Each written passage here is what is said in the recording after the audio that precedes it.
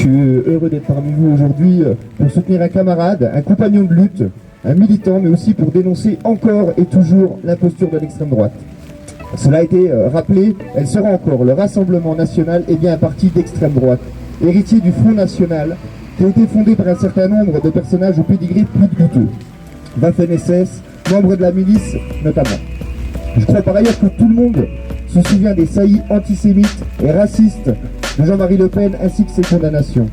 Ce parti n'a pas changé, il se cache sous des cravates de la respectabilité, mais ne nous y trompons pas, le racisme transpire même régulièrement.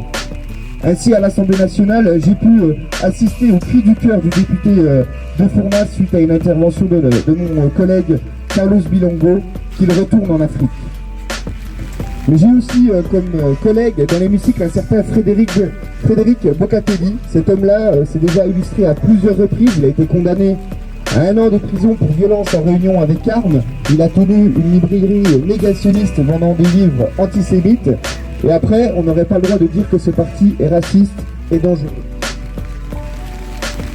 Le RN, c'est aussi, comme l'a dit Brigitte, l'imposture sociale. Il se présente comme le défenseur des Français et des Françaises en difficulté.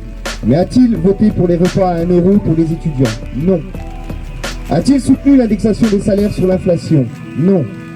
A-t-il voté la régularisation de l'installation des médecins pour lutter contre les déserts médicaux? Non. Soutient-il le gel des loyers, l'allocation d'autonomie pour les jeunes, le rétablissement de l'ISF?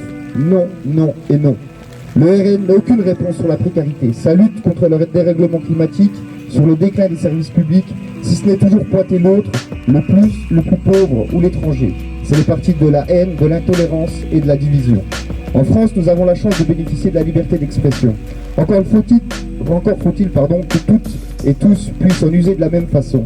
Au quotidien, des chaînes d'information en continu diffusent la haine de l'autre sans que cela n'émeuve grand monde. Non seulement Christian a le droit de dire ce qu'il pense du RN, en plus il a raison, les faits le prouvent.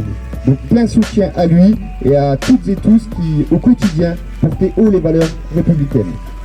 Merci.